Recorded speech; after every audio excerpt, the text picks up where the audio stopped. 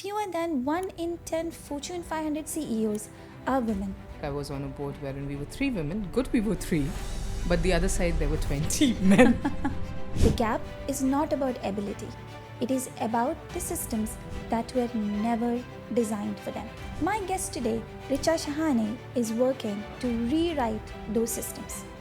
Through She Advises Women Who Chair, she is preparing women for boardroom readiness. She is proving that women can sit at the forefront of industries shaping the future of our world. Very rightly reported by McKinsey also in 2024 that 73% women, they cited the lack to the access of the network. She Advises shaped up as a bridge to cover this gap. McKinsey, Credit Suisse, they have their reports published that the boards which have hired women there on the board, the decisions coming out of those boards have a significant growth for the organizations there. It will take 131 years to bridge the gender gap. Women are too emotional. We're forgetting that this emotional quotient is actually a superpower at a leadership level. Yes. When you get up in the morning and you see yourself in the mirror, you are enough. But your financial independence is non-negotiable. Henceforth, my career is not going to be about the paycheck. It's going to be about making a difference.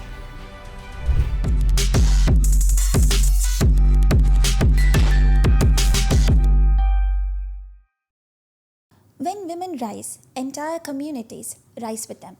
Yet today, women still hold less than 23% of board seats globally, and fewer than 1 in 10 Fortune 500 CEOs are women.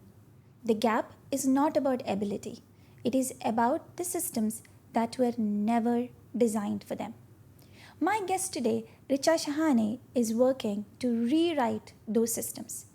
Through She Advises Women Who Chair, she is preparing women for boardroom readiness. Through the Rising Chairs initiative, she is shaping the next generation of youth leaders. And through her career as a digital transformation and AI leader, she is proving that women can sit at the forefront of industries shaping the future of our world. This conversation is not just about women joining the boardroom. This conversation is about what happens when women step into the boardroom, the conversations that shift the decisions and the futures that are rewritten. Richa, welcome to the show. Thank you so much. Thanks for having me over here. It's a pleasure to have you here today. And first of all, I would like to start with something that has fascinated me so much about you. And that is, you take your daughter everywhere. I mean, literally everywhere. We even have her today in the podcast studio. So what has fascinated me is that imagine the kind of training she's receiving at such a young age. I think she's 9 or 10, Yeah, right? she's 9. Yeah. So imagine like you're taking her for launches, you're taking her for workshops, now for podcasts. Imagine the exposure she's getting. Right. And that has inspired me to take my boys when they turn around 7 or 8 everywhere I go. I'm glad. So, yeah. Sometimes life just throws you there, right? So while it was the need, but it's a blessing in disguise Yes, it for is. what's coming up, right? Amazing. I would say it's something which all of us should do. We should take our children so that they see what we are doing and get inspired by it, right? As a lived experience. As a lived experience. And there's Right. nothing better than living those experiences. That's true. Sometimes we Absolutely. keep our professional life different from personal life, but you are merging it brilliantly well. That's somehow been ever since, I think, right from her early years. She's been around. I've been taking meetings. Thanks to the industry I'm into and the kind of global exposure you get, and you interact with people from different geographies. So I remember early ages when I had some clients from the Europe and the UK, she started grabbing those accents. So yes, definitely, as I mentioned, it's a blessing in disguise in whatever way it's shaped up. Brilliant. So let me ask you this. If I ask your daughter today about you, what would she say about you? Okay.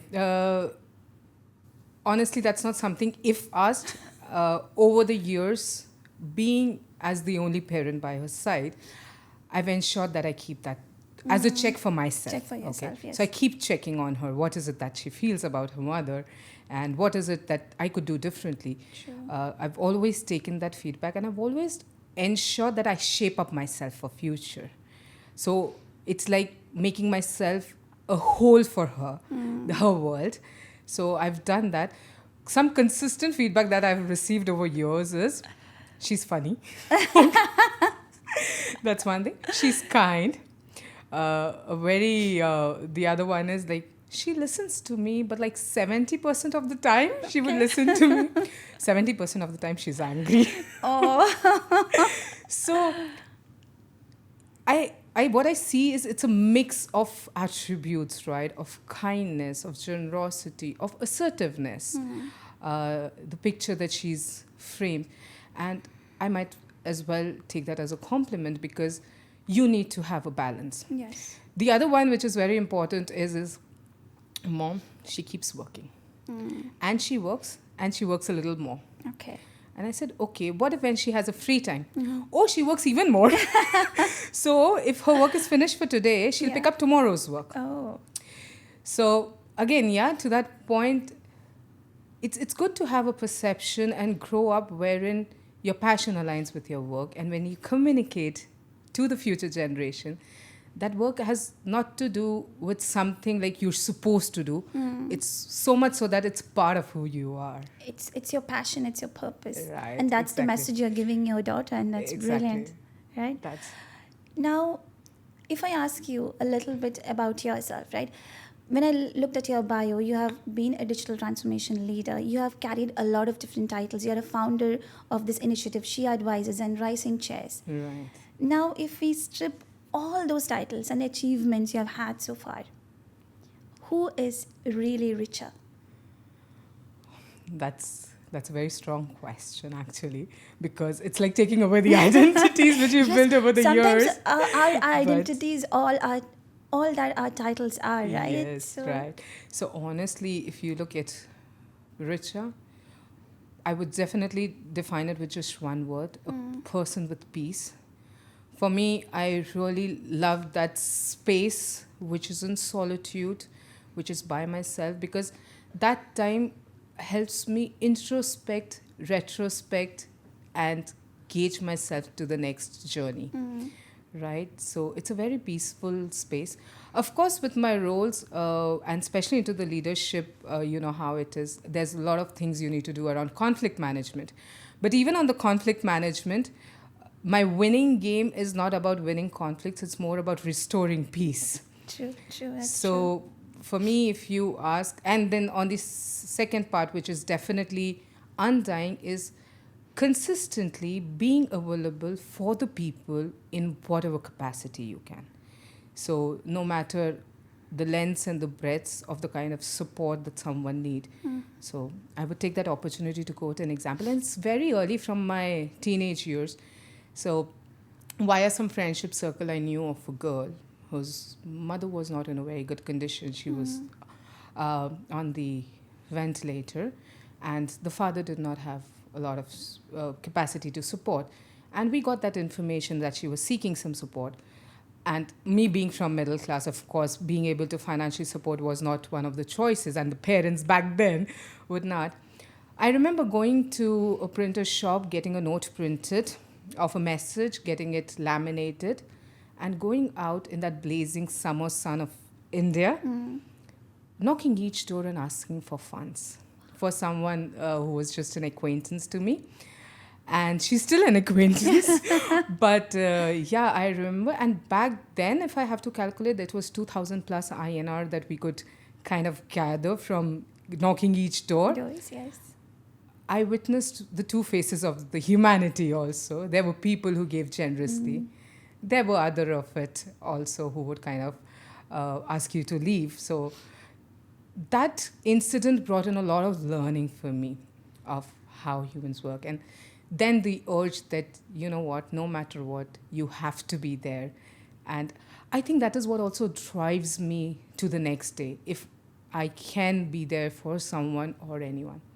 So yeah, at the core, if you ask what's richer, while there are people, there's community, there's a social circle because I love people, I love interacting with people. There's another side of me that embraces peace to maintain the balance wherein I can just keep moving forward. I admire your tenacity to give even when you have a lot of struggles within yourself. That's brilliant, Richa. So because I know your personal side as well. I know you how much you go through personally, but still being open to others and being open and being available with your presence for others. That's incredible. Thank you, thank you. Just on that note, when we say right struggles, for me, struggles have never felt struggles. For me, those incidences or those moments have always been a journey that's shaped me up. So that word struggle to me, it doesn't. So when I have to think about it, no, it's not been a struggle. It's been a journey forward. It's been a challenge that you use as an Yes. opportunity to kind of rocket or fuel your Exactly, future. right. That's amazing. That's incredible. So you have had a flourishing career. So You far, could say, right? By God's grace. Amazing. When you reflect on your career, is there any incident that has completely changed the trajectory of your career? There are two of them, very significant. They've actually changed my outlook both on the inside and the outside of it. So the first one, I'm talking back in 2017 when my daughter was already 13 months. So her early years, I never took a maternity break. I was out there balancing both sides of the world. So I still remember my work, every 2 hours stepping out to the daycare. So she was in a daycare from age of 6 months and then being there for her every 2 hours, going back to work, then coming. So around when she turned 13 months, I felt this need of taking a break, especially during her formative years, and experience the motherhood which had been missing. So it was a tough decision, but I did take that. So beautiful were those 2 years, but they really hit hard. It was then that I learned that for women and the kind of society we are in, the financial dependency is not what you would want. It's just non-negotiable. Your financial independence is non-negotiable. So whatever happened on the personal side of it, those 2 years, they really hit in hard. I remember my dad one day waking up and telling me, Richard, it's time you get back. You claim your space, you claim your financial independence, and you choose for yourself. And getting back was not easy because neither was it the same position nor the same paycheck. After 2 years, being able to prove yourself, but then there was no option and I had to, and that is from where I started building. What shaped back then was, henceforth my career is not going to be about the paycheck. It's going to be about making a difference, being a mentor, guiding, because there's a lot of women needs. So that was one of them. Second one was 2024, last year, when I made my move to UAE. So this UAE move was very random. It was just out of nowhere. I remember my parents and my daughter had gone to Missouri for a visit, and I gave them a call. I got my visa in 4 hours. I said, I've got my visa, I'm flying tomorrow. And they were like, what? And they came down from Missouri just to see me, and they did not even know what my mind was running about. So after 14 years of my career in India, into the IT sector, right from a developer to a senior manager, I had experienced all of it. And there was an urge in me to kind of learn more, explore more. And then that is where I wanted to kind of shift bases, look at different cultures, see how things function. After the internal things with the current organization back then didn't work, then I took this leap and I decided to move. But again, as easy as it is to take that decision, when you really get into it, it's different. Yeah, it's different. It struck me hard again when I invested 8 months looking for a job here.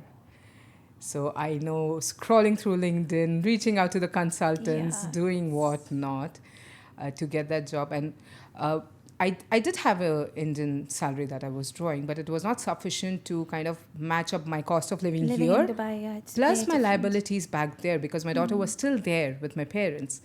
So, yeah, the lesson that I learned here is back in India, it's easy to get a job based on your skills. True, true. While skills is one thing, your network is the Because other thing. here, that's the biggest thing, right? That's- Your network. Yeah. So that was my learning that, you know what, one thing is definitely from the first lesson where we spoke that women need that, you know what, mentoring to step in.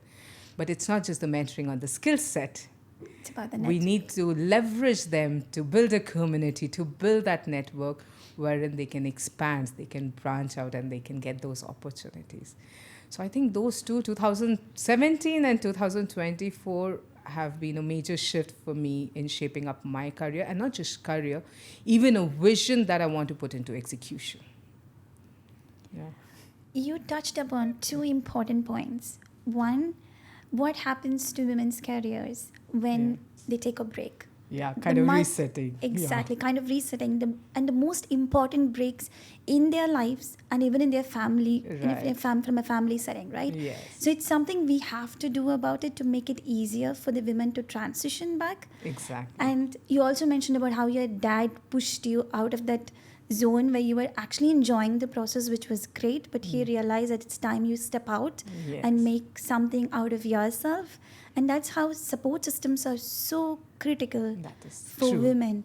And for me, it has been the same. It was my mom who said that after 6 months, we are here to take care of the twin baby boys. Don't Right. worry about it. Just go, do what you want to do. And that has been an incredible support in my life. And that's exactly why I'm here today doing this when they are at home. I know, we're blessed. We are Yes, blessed in all ways. exactly. And not all women are blessed in that sense as well. Yes, that's So it's something which we as women in the network you were discussing about can give each other, probably that support where women are looking To for. step up, yes. Exactly. So that brings me to this question. You have created a community, a beautiful community, and an initiative, which is She Advises, Right. which is the initiative to have more women on advisory boards. Yeah. I guess you touched a bit upon the why behind it in the earlier question, but I would love to know more about what's the why behind starting She Advises. Okay, so honestly, I've never ever seen myself into an entrepreneurship where I'm stepping and sitting down today. But with all my experience, and when I say those 14 years, 15 years of experience in the IT industry back in India, it's been a beautiful, wonderful journey, but it's been at a slower pace, right? It was only, I think, maybe last few years that I'm talking about, 3 years, wherein I got a chance as a senior manager to step into roles wherein firsthand I witnessed steering committees, I witnessed governance, I witnessed strategy, how the boards function. And not just boards, it's more about how the organizations function, how the businesses run, right? If I have to say 11 to 12 years, I had my neck deep down delivering the work that I was supposed to. But what's happening on the outside? What's the bigger picture for which you're really there doing that? I had no clue.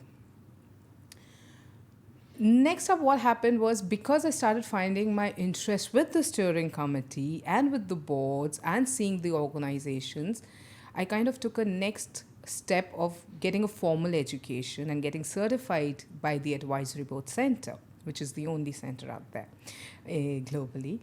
So the practical knowledge then kind of got a framework of how things should happen. I could start relating to the gaps that were there on the ground to what the best practices could offer you, right? There is a structure, it's just about leveraging it for the best of the outputs.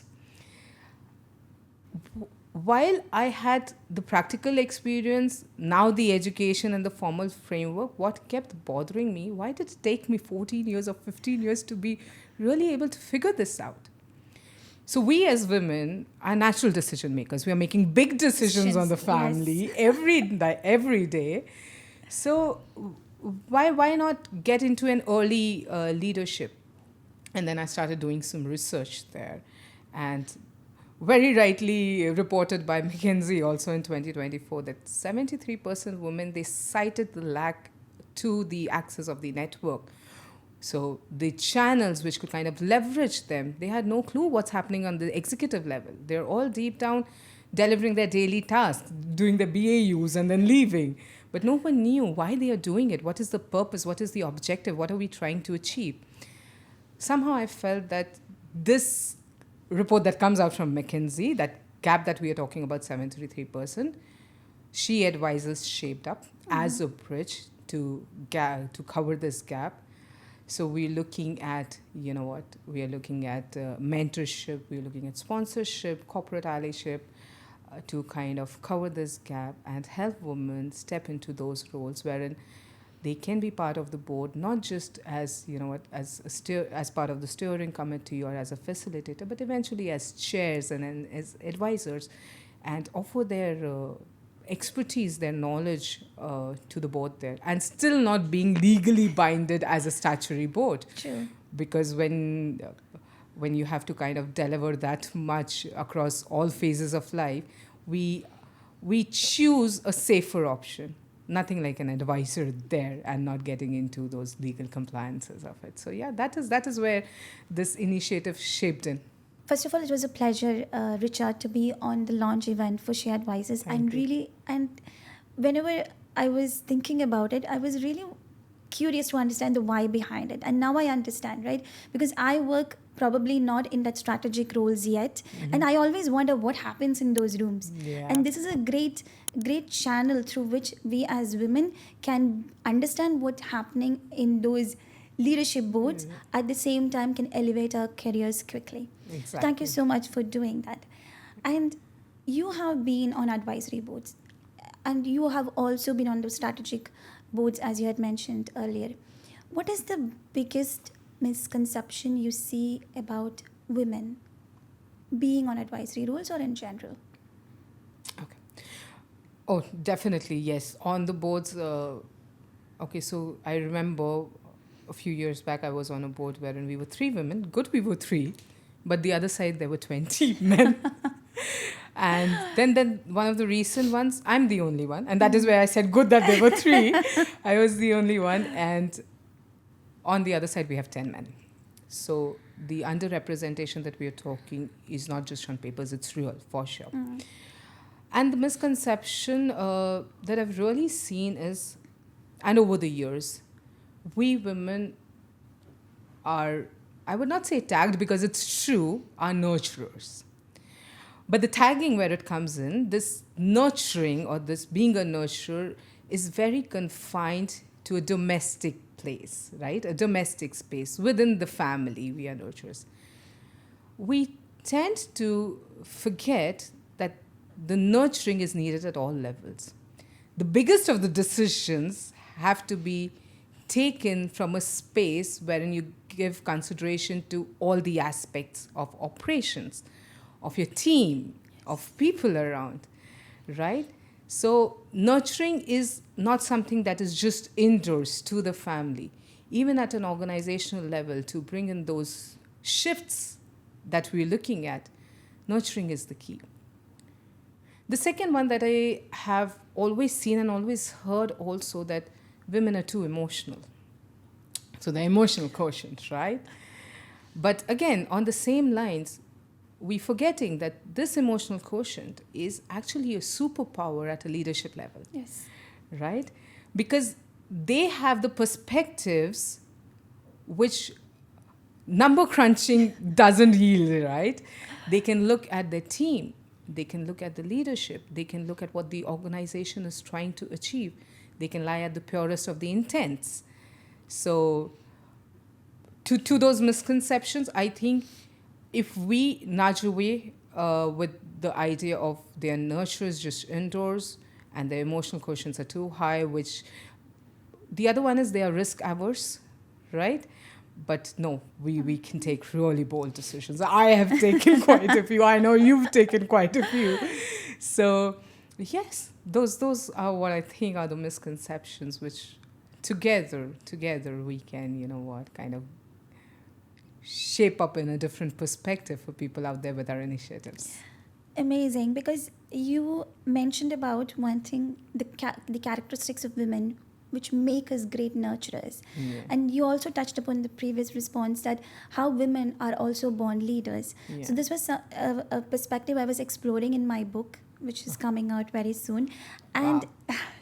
yeah, and in that I was looking at women. When you look at families, it's women who keep them together. Yes. Right, especially in India, there's a saying that if you have a good women in your family, they can keep the entire family together. And true. imagine the different kind of people we have to keep together. It's not easy, right? Exactly. Our in-laws, our families, our extended families, our children, diverse characteristics. It's like a team in itself, right? Like a corporate team in itself. So women definitely have that skill sets, as you mentioned, the leadership skill set in us. It's just we don't realize it ourselves, and also the world doesn't give us due credit for it. That also reminds me, and it's very true. I've seen it also in one of the families very close to us. Sadly, the mother passed away. The father fell apart. He didn't know how were the kids being managed till date. He had no clue how he had to go about doing the daily chores, getting them to school, getting their tiffin packed.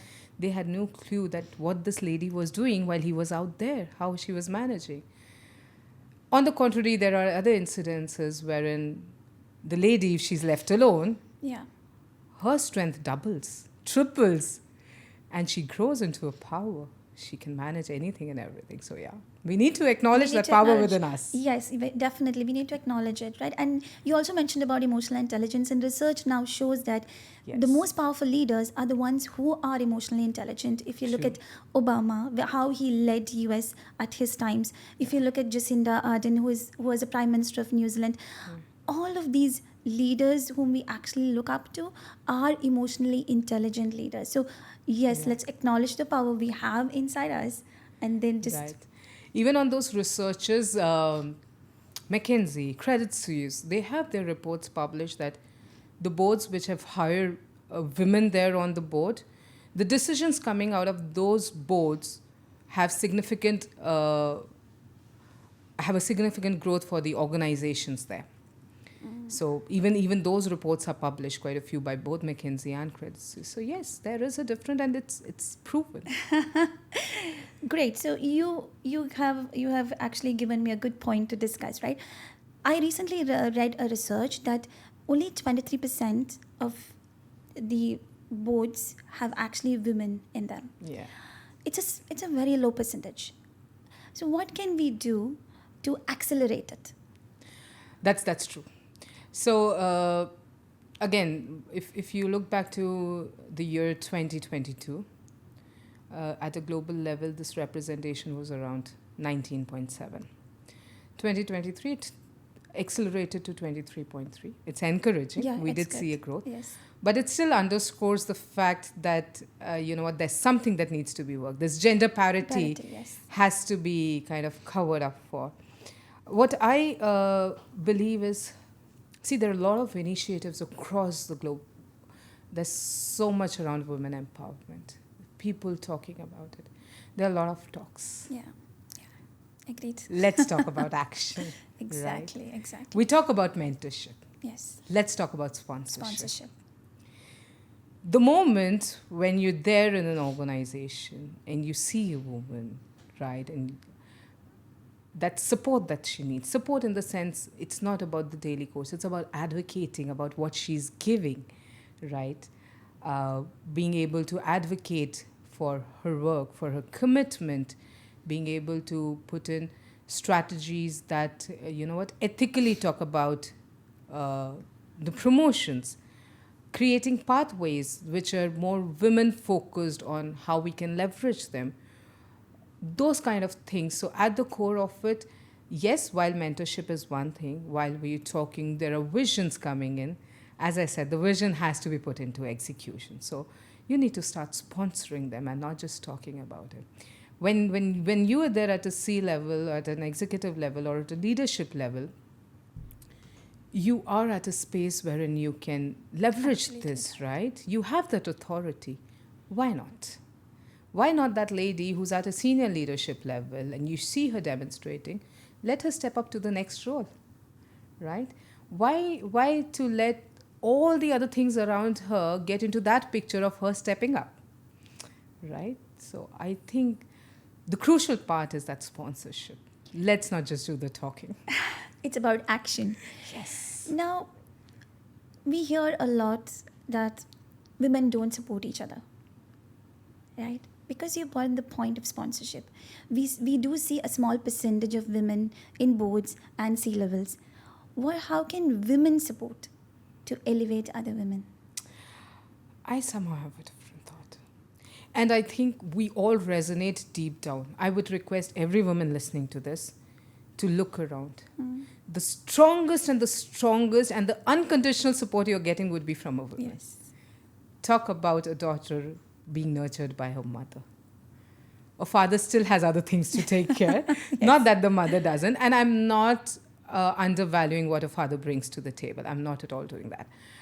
But it's the mindset that we have that, no, for me, the greatest strength a woman can hold is the other women. Okay, the women can truly uplift because they resonate. They resonate with your daily routine. They resonate with the space you're coming from. They resonate of what could unfold for you, right? So they are the strongest strength. Coming to the work culture, the idea of uplifting a woman, and this has got nothing to do with how a woman can uplift a woman. It is more about just uplifting women, no matter whoever it is through the sponsorship, is what we've already spoken about, right? Even women to women, if you talk about, and if there is a clear conscience, right? If you're not guarded by anything else, if it's a pure conscious, you will be there. You will not realize, but you will be there. If your intent is there, that one action of you just reaching out to her and asking, are you fine? I know what you're Makes going a lot through, of difference, right? yes. It just boosts you. Sure.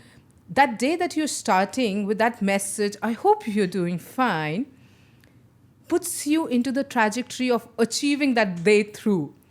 I know within my team, within She Advises, we do have quite a few members on the founding team. And I do receive the first warning, hey lady, I hope you're fine. And that's it. I know I have to sail it through. And I have to sail it through for this team. They're looking up to me. So yeah, I think irrespective, that strength of a woman to woman, that ladder we build together is way massive than any other kind of energy. You said it. You definitely said it. I hope many women who are listening to the podcast actually listens to this and understand that we are no longer competition. We are supporting each other. It's partnership. It's partnership. Right. Exactly. So, since we are talking about women uplifting women, if I ask you, and if today you have this opportunity to redesign the education system in a way that we create the future women leaders from our children, what are the three things you would do? Great. Okay. So yes, first and the foremost, that I think we talk about leadership. We talk about being leaders in a way wherein we've not defined the structure. What is a leader, right? What it needs to be a leader, right? So leadership as a core skill set should be brought in very early into the careers. As much as the tweens, I would say, rather, right? What a leader is. And again, it's not just the talking. Those opportunities that maybe the schools or the institutions they give. So how to lead in a society, in that class environment, in the school, a different space. And it's, again, the leadership with the ethical decision making, because leaders, their intent can really drive what's coming up next, right? So purest of the intents, ethical decision making, the art of influence, the strategic thinking. So all of this lie at the core. So it's very essential for even the coming generation to early on embrace leadership and really understand not just in terms of the terminology, but really what a leader is, and put that into action. So I think that would be one of them. Second, I think around the financial literacy, because I see that one aspect, and not just anywhere, I think even with me, until very recently, that financial literacy is core. You know what, you need to understand, and we are not just talking about dollar values, right? When you talk about financial literacy, all the resources that you have, how do you manage your resources, right? Your resource management, where is it best to invest, where not, what is it that gives you a fruitful gain. So that kind of knowledge is never imparted to us in early years. I think if I have to recollect, the first time I ever had to file a tax in India, I had to reach out to someone, can you please do that to me? Until a couple of years back, I didn't even understand how that functions, Yes. right? Till I got into what budgeting happens in an organization. So I think that's another, core skill set, wherein with little journeys, experiential learning that should be brought into the education system. And of course, definitely the third one would be how systems work. What is governance? So we have government, we have organizations, and we have communities. We think these are separated, but eventually these are all integrated. They are all impacting decisions or the visions coming out by government. The organizations leverage it. The community takes that forward. So we really need to understand how systems and how governance works. So that kind of knowledge, giving a bigger picture of what is the purpose, should be something which should be imbibed into the education system to prepare on future generations. You touched upon a very important point, and you also discussed a little bit of it earlier when you were talking about your life. The financial literacy, the financial independence, not just for women, but also from why it's important to have that in that particular skill set imparted to your children at a very young age. Yeah. Many a times in our lives, and I've seen in mine and in the lives of others, what actually kind of kills our families or kills, or I would not use the word kill, or it kind of disintegrates the family structure is also because you are not financially literate. Yeah. Both men and women, I'm not just talking about women, right, both men true. and women. So we need to understand how we can manage our money, Yes. how we can multiply it, definitely, because Right. we definitely need a secondary income to at least pursue our passions and purpose. So thank you so much for mentioning it, and I'm thinking now this could be a seed for thought for me to do a podcast episode on it, because that's a relevant subject. Right.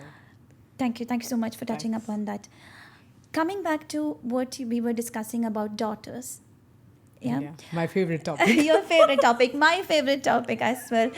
Harvard study found that daughters who have working mothers intend to take supervisory roles or leadership roles in their future. I would echo with that Harvard study. Me being here,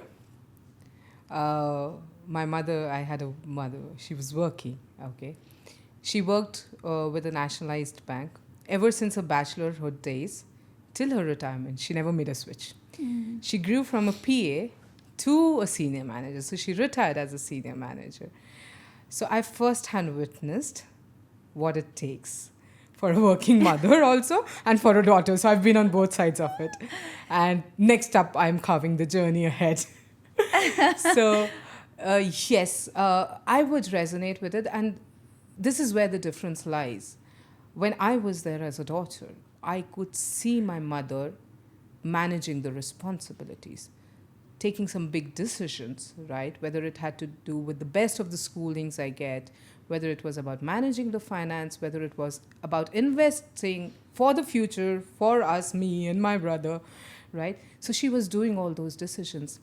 And seeing her doing that, somewhere it got into my subconscious, and I just recently realized that all my actions are still aligned in the same way, wherein I'm thinking about what's next for my daughter, what's the best I can give it to her.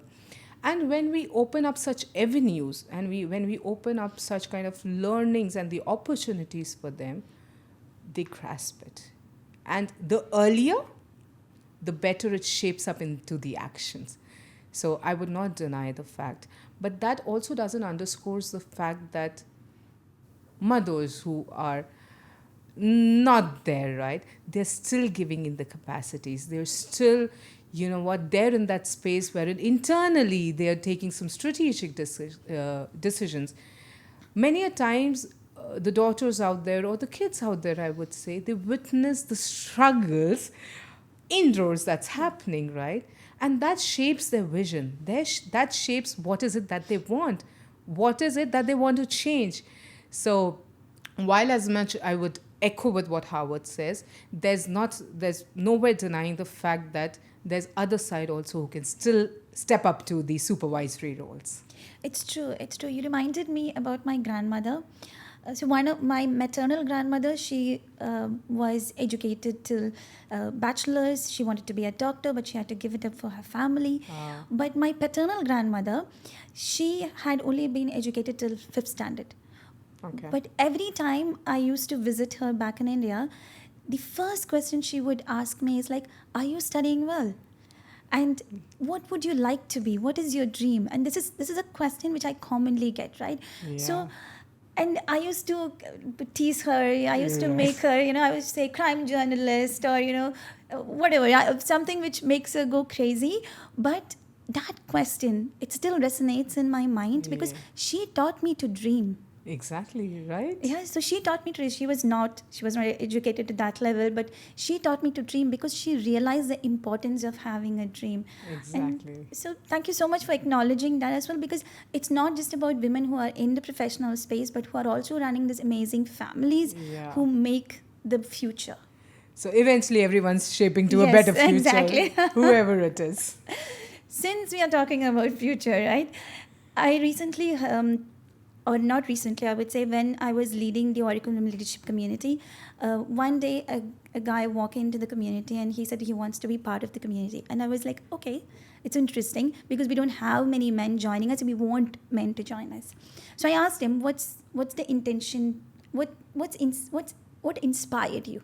Mm-hmm. Right? What inspired you? And he told me that, I have a daughter, and I recently heard a research that it will take 131 years to bridge the gender gap, or even to reduce the gender gap. Yeah. And I was thinking that means my daughter, and not even probably her children, will live in a more equitable world. And I want to do something today to accelerate that reduction of gap. So if I ask you, what would you do today? Or what do you think we should be doing today to reduce that gap? Okay.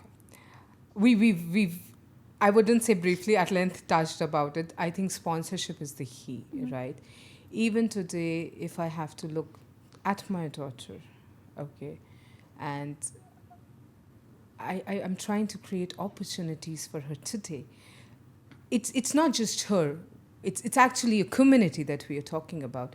But eventually, she's being touched by that community, Yes. if not today, years down the line, right?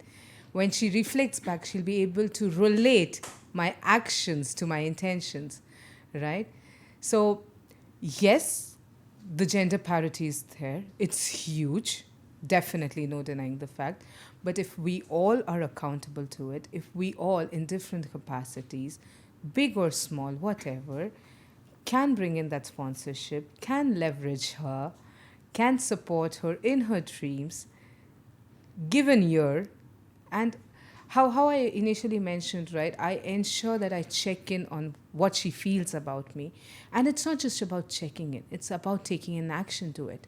If you feel this way, and if I feel it's right, I will probably take it to a next level. But if you feel it's not right, I will make sure I bring that change, right? So it's very crucial that we start growing exponentially on our actions, because if you really need to reduce this 131 Yes. years to maybe say, I would still not say 10 years or 20 years, Yeah.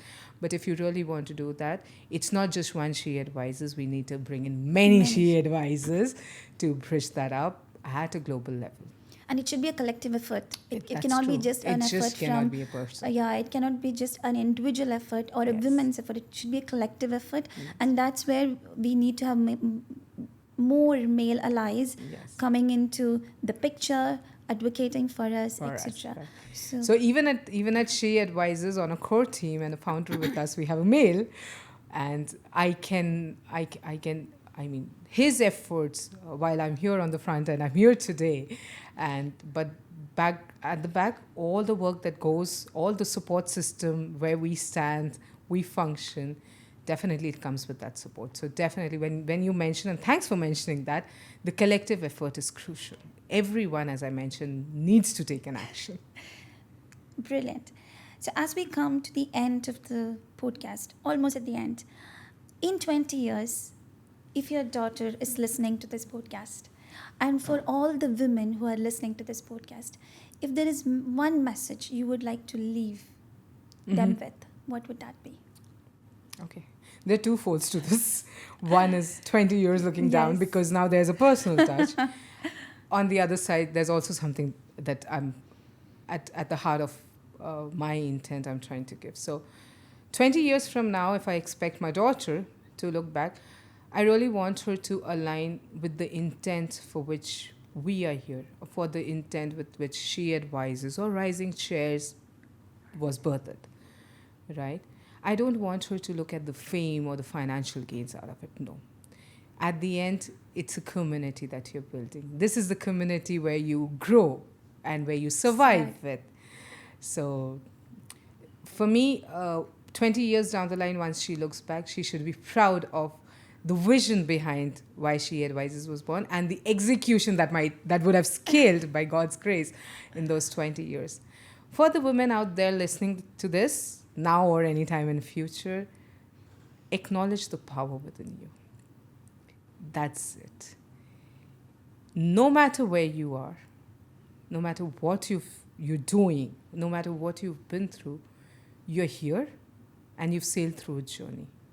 So there's a power today which has grown over the years, which is there to grow further. So anything that you want to achieve, you know you can. You can do that. There's no you may, you will, you should, you must. You can. You can. Right. You can. Right? Right. Great. So I would like to end this podcast with few rapid fire questions. Sure. And this is the first time I'm introducing this segment. Oh, wow. So there are 3 questions. Okay. I would say 3 minutes or less than right. 3 minutes. Okay. You can. I'll gear up. Okay. Yeah. Don't worry. It's fine. Who inspires you more, your mentors or your daughter? Sad truth is none. There's an urge, there's an inspiration within me, and there's this power within me which wants to bring in a change. I've experienced this firsthand, the gap, I need to bridge that up. So every day that I wake up, I look back and I look what I'm here for. So that is what inspires me, So honestly. you inspire yourself. I would take the every credit. single day. I would take the credit. And sometimes we should take that credit, right? Yes. Sometimes we don't see what we do ourselves, and sometimes we give all the credits to the people around us. Sometimes we just have to acknowledge Something, yes. Yeah. You need to acknowledge the power and your intentions, right? Great. What is one belief about women in leadership that you would like to break? A belief that I would want to break. I briefly touched that, right? Women are nurturers, but not in domestic life. They are nurturers, which is must needed in every sphere of life, every sphere. So your leaders, if they're there to nurture the organization and the business. Great. The last question. Are you ready for it? Okay. Yeah, sure. So if you could paste a quote in the mirrors of every single woman, in the mirrors which they look at, of every single woman in Okay. this world, what would that be? Okay. A quote or a message, whatever it be. Okay. All right. When you get up in the morning and you see yourself in the mirror, you are enough. You, by yourself, are enough to shift this universe. You have that power. Acknowledge it, get up, and get going. Mic drop moment. What a brilliant way to close this episode. Thank you so much, Richa. It was a Thank pleasure talking to you. it was really wonderful being here, talking my heart out, and it was a wonderful experience. Thank Thank you so much. What Richa has shared with us today is more than insight. It is an urgent reminder that a seat at the table is not enough if women don't have a voice. That empowering women isn't charity, it is strategy. Because empowered women transform families, businesses, and nations. And that if we want to shorten the 131-year timeline the World Economic Forum predicts to close the gender gap, we need bold initiatives like she advises, rising chairs, and leaders who dare to challenge the status quo. Her story is also deeply personal, raising her daughter while building platforms that help women and youth lead with confidence. It's proof that the change we want for tomorrow begins with the choices we make today. As we close out this episode of Lead to Impact, remember the future we want for our daughters depends on the courage we show today.